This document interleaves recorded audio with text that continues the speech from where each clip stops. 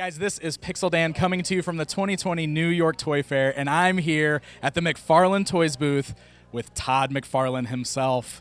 How is it going, sir? Dan, good to see you. Thanks for coming by today. Right? We appreciate you dropping in. Very excited to be here. Very excited to talk to you specifically about the new DC Comics line. Here. I only had one thing that I wanted to accomplish. Oh, what's at that? Toy Fair.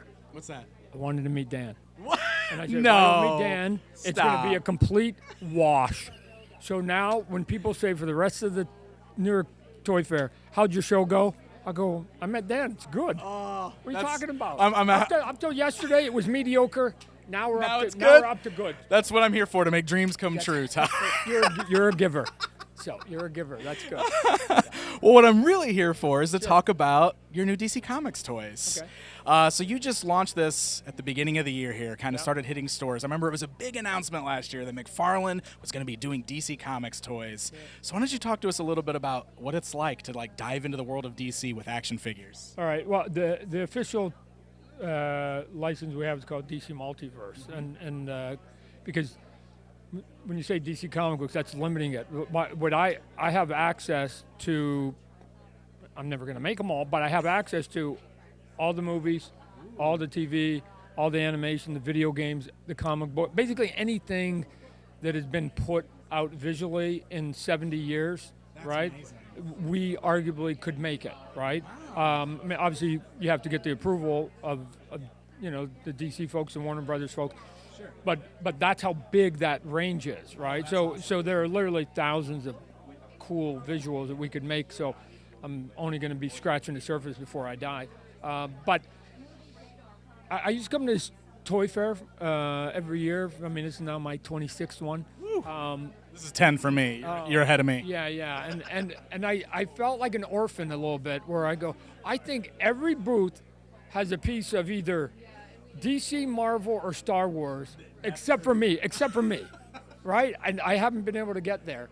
But we finally got one of the big three. And so we came out here doing some of the classic stuff to start with, and just sort of teasing people with what the possibilities are of what we can do. Some of those are actually doing quite well. If we turn here, I can point to the one specifically. And then what I'm hoping for, what I know is going to happen, is that we're just going to be able to sort of unleash more McFarlane looks, which is basically the stuff that has a cool detail and lots of stuff on it. I mean, it pre-exists, but that's what, we're good at capturing that. When you see all the video game stuff, our job is to just nail it as sort of cool and accurate as possible. So I would say that the Wave 2, the White Knight stuff, of everything I actually have here, is the stuff that I'm most excited about for one reason.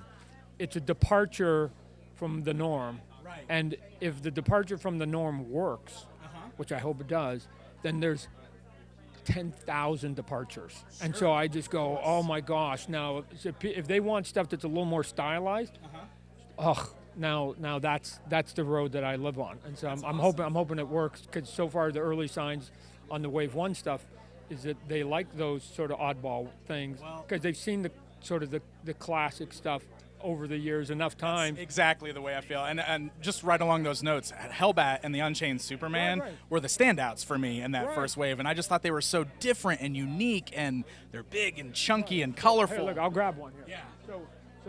So this is one of the ones you're talking about. Yes. And I agree with you. Yeah. This guy, when we started sculpting him, had only been in one comic in 4 panels. Yeah. So I didn't pick this character because he's super popular to the comic book world. Right. He was in one book in a corner. I mean, it was designed by Jim Lee, who's a big artist, whatever. But again, it was a sort of obscure look. Sure. What I was looking at was, that will look like a toy. It's toyetic, right? And so everything that I usually try to put on the shelf, I put my 10-year-old Todd brain on it. And I go, if I was 10 years old and I was walking by, and I like Superman and Batman and Wonder Woman, Flash, and I saw some big robot dude with an S going, that's Superman, and look at how big he is, and it's metallic, and he's got wings, and it's big plastic, and it's the same price as the small plastic, I'm in, Mom, I'm in. And then if I'm a collector, I'm going, wow, I have 50 Supermans over the year. Right. I don't have that Superman, right? And so this one, literally the sellout right now. This one and the Hellbat, right? The other one, which is the big one. Yeah, he's my favorite. I love that Batman. And so if nothing else, there's a lot of plastic. I can tell you in my over 25 years of making toys, you put a lot of plastic in a package at a fair price, they will buy it.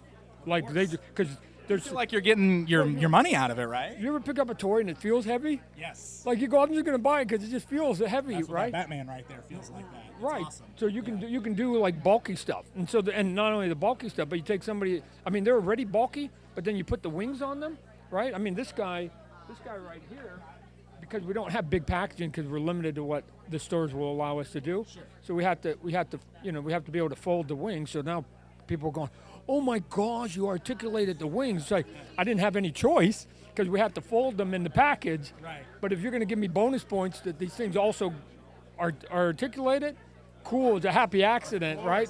But I would love to be able to have a box that big that displays this guy in his full glory with the wings, because people would walk by seeing a big box with this character with the big wings going, $20 all day long, right? Even with him folded up in a sandwich, they're still figuring it out and buying it. So, yeah, we're off to the race. So, if, like I said, if I get more data like that, then I'll be able to bring it back to Warner Brothers and say, just let me just keep doing good-looking toys. Like, I mean, so there's a bat symbol on it, and the kid goes, oh my God, Mom, I don't have that Batman. Right. Boom, done. Yep. I love it. I love it. No, that's so cool. And it's cool because that's literally what I was thinking when I got those. I was just like, they stand out. They're so different. They're unique, and that's what appealed to me about them. So I'm on the same wavelength. Big. Like I just consider all this to be like a chocolate bar, right? And if you go, okay, you can either get the chocolate bar that's this big, which is usually the women figures. The chocolate bar is this big for $20. This is $20. This is $20, and then you get this guy, and this is $20. Take the big chocolate bar. Take it for this. They're all the same price. Take the one that's twice as much chocolate for the same price. Plastic works exactly the same. Wow, right? That's a cool way to look at that. That's awesome. So you were talking about some of the Wave 2 stuff, which you've got on display here. So what are some of your standouts for that particular wave, do you think? These three. These are the three that are, to me, are going to make it here. I don't know if you got the camera and here. We'll get some close-up shots, too. So again, the reason for it is because they're going to be way more stylized, right? So, again, there's lots of Batmans, obviously, out in the marketplace, and have been over the decade, right? This is way more stylized than you've seen. It's from the comic book. The artist that did that book has I think a fun, funky, cool style. So, we're just trying to say, hey, if people will buy that style and go, oh my gosh, so it's not just a normal one, then there are literally thousands of artists who have drawn Batman, myself included, and now I can start looking and start mixing and matching and picking, and I'm not necessarily going to be a slave to any one of those looks per se. I'm just saying let me amalgamate whatever I need to so that when I put it in plastic and people walk by it, it just looks good on the shelf. This is the thing that I don't think people sort of realize, is that if it doesn't look good on the shelf, to some extent, it doesn't matter like how good the picture is on the back or how you're trying to educate them or what the buttons are. Like there is they say, don't judge a book by the cover. Of course, we do that every single day of our life with everything that we do, people and product. And so if people walk by and they see something that catches their eye, they'll stop and look at it, right? And if it doesn't, if there's no attention there, so I'm hoping that they'll look at these ones that are stylized and say, oh my gosh, that's slightly different. The Azrael. That Azrael's awesome. Again, he's big and bulky, so and he's got the big sort of tapered ribbons or whatever you want to call it, wings on him. Again, I don't know what that guy is, but I'm putting him into my DC collection because he's gonna be a good addition, and nobody's made him. That's it. That's awesome. That is very cool. Yeah, they look great, and like you said, they stand out. I love the Azrael specifically. He's my favorite already. I can see just standing there. He looks great. Love the flame on the sword and everything. Sure. No, we got, like I said, and there are literally hundreds coming down the pipeline if that works, because there's lots of guys that look like that will be good additions and still fall under the umbrella of those sort of JLA, Justice League of America characters that we all know. They'll just be sort of offshoots of some of them, right? And then we're going to be doing, we came out with like even the Batman Who Laughs. That one blew out. But the entire build worked because you only have to buy. Usually the build, the way that it works, you have to buy 6 figures, right? And so we made it. You only have to buy 3 to get the vehicle. Yes. And now we're going to try to do a figure, but we're going to do it in 4, right? So because you know when you do 6, I think you're pushing the pocketbook a little bit, but you're also pushing the character selection.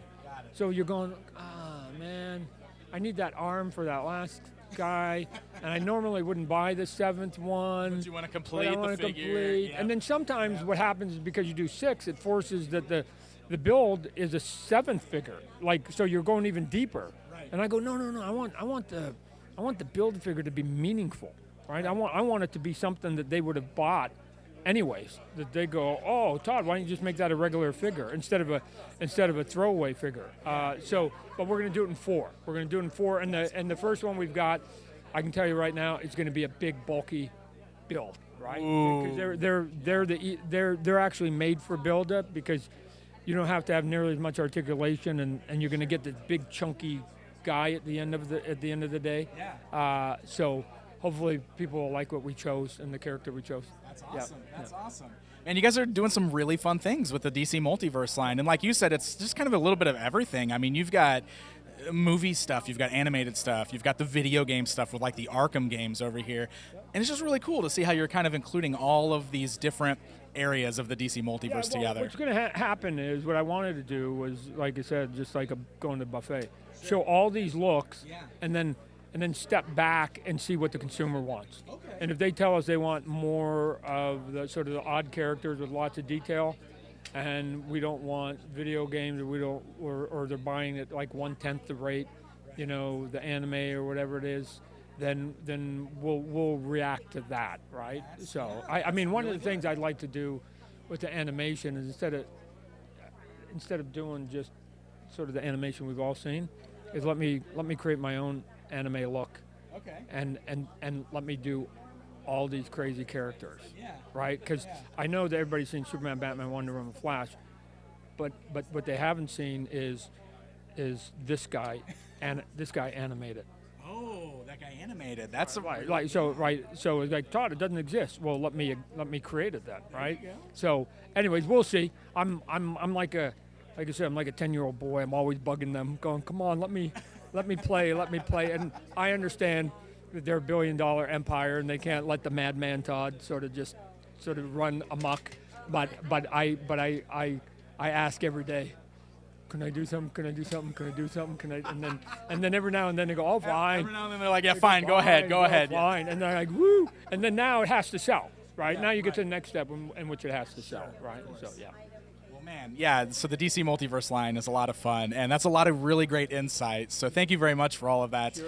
But before we go today, there's something over there that caught my eye that I think we need to talk about, because you've got a new Spawn figure over here on display. And, of course, that's a staple of the McFarlane Toys brand. So what can you tell us about this new Spawn figure? Do you want to walk over here? Let's do it. We'll go stand over there, yeah. All right, we're back. We're back. That's it. So I've never done any crowdfunding stuff, right? And so it's...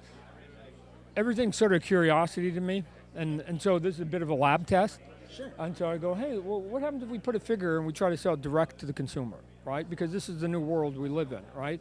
If the retailers don't want to buy something, or you don't have a sophisticated online presence, then you can go to crowdfunding, right? We do have the retailers, we do have a sophisticated online, but I'm curious about crowdfunding it as a whole. This is an experiment. So I go, well, let's start it. We've been talking about it. The biggest piece of the equation in the big plan is this word right here, MasterWorks.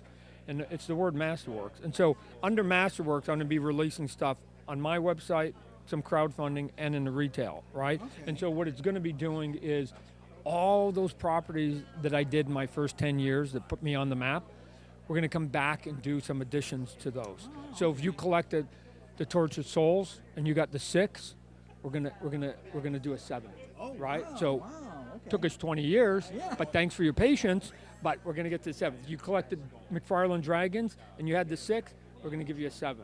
If you did the Twisted Land of Oz, you're going to get your 7. Even we're going to go back and some of the stuff that has some licensing, like Movie Maniac. Can we add to the Movie Maniacs and all that other stuff? But I thought that the first one we should start with is this toy right here. It was the one that started my company.